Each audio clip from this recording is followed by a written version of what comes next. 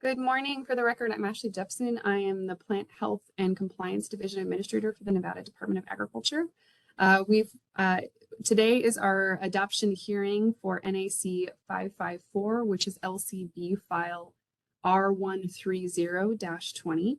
We do not have any participants. Jeff Knight, our state entomologist, was here up until a couple minutes ago, but decided to sign off since we do not have participation. However, should there be somebody that was unable to attend today that would like to see what changes have happened or to have an overview of the proposed regulation, I'm going to go through the motions and this recording will be posted for that to be referenced. With that, it is 10:15 on June 7th, 2022.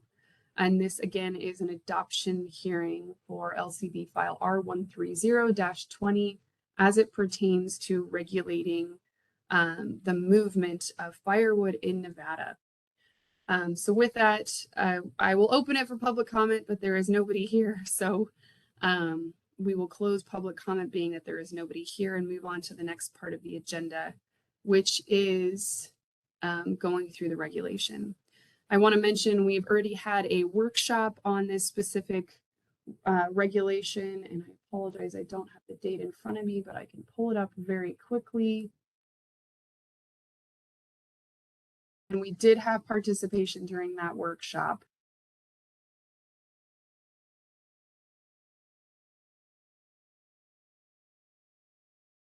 I believe the workshop was January 12th of 2022.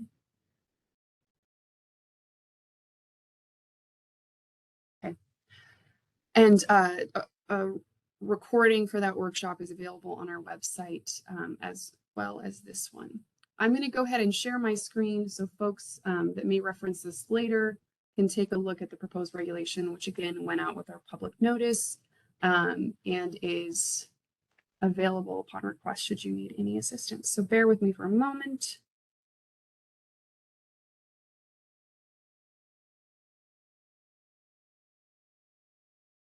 Okay, so now we have before you our proposed regulations. So we have, as you'll see here, the registered document 130-20 and the legislative digest, which gives a rough overview of what these regulations entail. But I'm going to scroll down so you can actually see the additions that are being put forward in blue. Any strikes would be in red. So if you'll see here in section 2, NAC 554 is being amended to redefine firewood, which means unprocessed kindling, logs, timber, or any other portion of a tree, and any species that is cut, split, or intended to be cut or split in a form size appropriate for use as fuel for fires. It goes on to further describe use, but I think it's important to define what firewood is. The whole intent of these regulations is to prevent the movement of invasive species. As you're aware, our forest lands have been hit incredibly hard in recent years, and the last thing that we need is to bring in a detrimental species, and firewood is a major host for that. Invasive species is something not native that the state quarantine officer has determined may cause economic or environmental harm and has the potential to spread in the state. So that's our target here. So this applies to a person, a business, corporation, partnership, association. So if somebody is transporting for camping, for sale, it applies to them. So for section 3, a quarantine is established on firewood that originates in an area that's described in subsection 2 that'll talk about quarantines. And the intent again is to prevent the introduction of spread of invasive species in the state. So if firewood is being transported from an area designated as a quarantine or is compromised in a manner that would introduce harmful species, it cannot be moved or it needs to be treated, which will be further expanded upon. Section 3, subpart 2, the state quarantine officer will establish, maintain, and make available on the internet website of the department a list of areas under quarantine for firewood that includes without limitations any area of Canada or the United States, and that the United States Department of Agriculture or state quarantine officer has declared to be high risk of infestation by any invasive species. So anything that the USDA or state quarantine officer, which is our director, has declared as a high risk of infestation are designated quarantine areas, and they cannot be an origination site or movement site for this firewood unless there's been adequate treatment, which is defined further in these regulations. So any firewood harvested in or shipped from an area included on the list is prohibited from entering the state. So again, there is that provision unless the firewood has been heat treated in a manner set forth in Section 5 of this regulation. And with that, the department must receive the importer's certificate of such treatment before the firewood enters the state. It's not an afterthought. It can't get to the state and then go through this process. This all needs to happen before it enters our state. That's the whole point. And with that, for us to be able to confirm, it needs to be labeled. It needs to have a delivery ticket to verify this adequate treatment. So as we talk about treatment, Section 5 defines that. The heat treatment for firewood required by Section 4 of this regulation must be conducted in a manner that raises the core temperature of the firewood to 160 degrees Fahrenheit or more for 75 minutes or more. Sensors have to be placed in the coldest part of the kiln or heating apparatus by the affirming official. The verification sensors used for the heat treatment must be placed in full depth inside the largest piece of the firewood being treated and be sealed in the firewood by a gasket or with non-hardening putty or similar material to ensure the reading reflect the temperature inside the wood rather than ambient air temperature. So it really needs to be an official process to make sure that even the biggest piece of wood is reaching that core temperature. There's some other provisions here that are listed through C, D, and E. They need to be accurate within 0.9 degrees Fahrenheit, be capable of collecting temperature data every 5 minutes. That's critical. It's not just a one-time capture because it has to be hitting that temperature, as we mentioned, for 75 minutes or more. And it needs to be able to store this data for 30 days. Each certificate of treatment for that firewood must be signed by an authorized inspector by the state, district, or territory in which the firewood was produced. So that must include the name and address of the exporter of the firewood, the name and address of the importer of the firewood, and indicate the date the certificate was issued. These are all critical to make sure that we're meeting that 30 days. Some of this is redundant. The department must be in receipt of a copy of each certificate of treatment before it enters the state.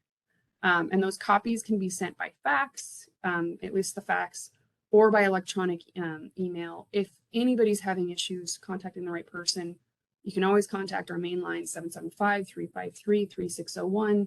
There are a number of us that folks can contact to make sure that they're meeting this requirement.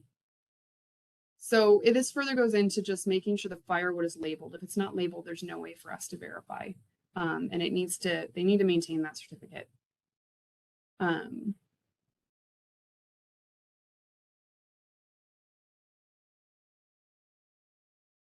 If the package was not produced on the premises where it is offered or held for sale or sold, the name and address of the manufacturer, packer, or distributor of the firewood needs to be listed.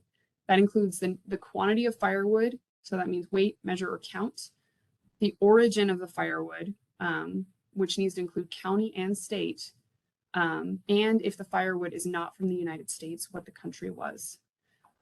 Firewood that is not packaged, so bulk firewood, must be accompanied by a delivery ticket that includes the name and contact information of the person who weighed or measured the firewood, the date the firewood was sold, the quantity sold in cords or cubic meters, if there was a partial delivery, the quantity of firewood on which the total price is based. It needs to have some descriptive terms, the most that they can come up with for wood sold, and the origin of the harvest for the firewood by county or state. So this is similar to what you've heard. Each package of firewood held out for sale or sold, and each sale of firewood from a bulk source made in violation of this section is a separate violation of that quarantine. So each individual sale, that's important to note, and has civil penalty consequences in NRS 554-235, which are already established. And I know I'm reading through these. I just want to make sure that this information is clear. You can see them here written. Sometimes it helps to have it further described. So I know some of this is a bit redundant, but doing my best to give you a picture of what this entails. So Section 7 is something important to note. The department may, upon application, issue to a person an exemption from the requirement in Sections 5 and 6 if the department determines that the risk of introduction or spread of any invasive species in this state is low. An application for a quarantine exemption pursuant to this section must be in writing and include the identity of the importer, the origin of the firewood to be imported, which needs to have county and state, and country if it's not from the US. The type of wood being imported, and the department will respond in writing if there is a quarantine exemption within 10 business days after receipt of the application. So we want to be reasonable here. If there's really not risk where it's coming from for the species of wood and for the pests coming from that area, we're happy to accommodate those requests. But again, our ultimate goal is to prevent pests from coming in. A quarantine exemption expires 1 year after that date of issuance. A department may revoke quarantine exemption if it determines the risk of introduction or spread of any invasive species has increased since that exemption was established, or any circumstances where the importer of the firewood sets forth the reason or reasons for revocation. A person who intends to export firewood from an area, including on the list established pursuant to Section 3, shall notify the department before the arrival of the firewood in the state. And the person who imports the firewood must notify the department immediately upon the arrival of the firewood and hold it for inspection by the department or an authorized representative. No later than 10 days after the department receives notification of the arrival of the firewood, the department is authorized and shall inspect the firewood. This may include taking samples for the purpose of detecting any species.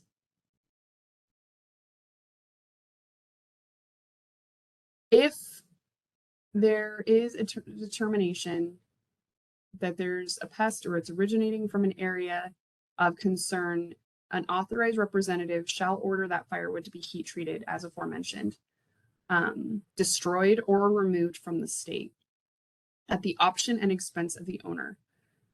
If upon inspection it is discovered that the firewood contains any invasive species, has not been treated in the manner we discussed, is not labeled, again, all these things can happen. It can be, they can require treatment, they can require it be removed from the state, and there can be further consequences to that way, or destroyed.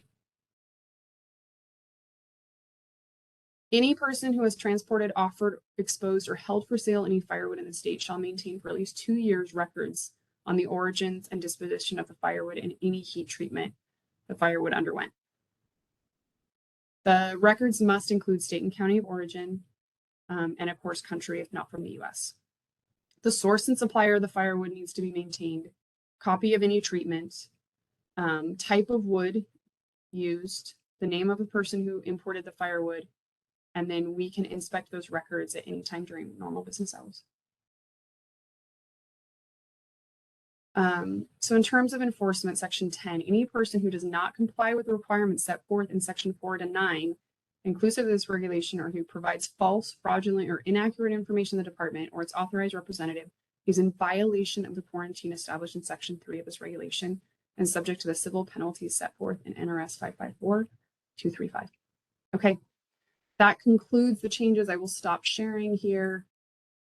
Thanks for bearing with me. I know that's kind of a lot to go through. But I think it paints a picture of our intent. We try to be reasonable where we can, but ultimately it's such a source of introduction, we have to be particularly careful.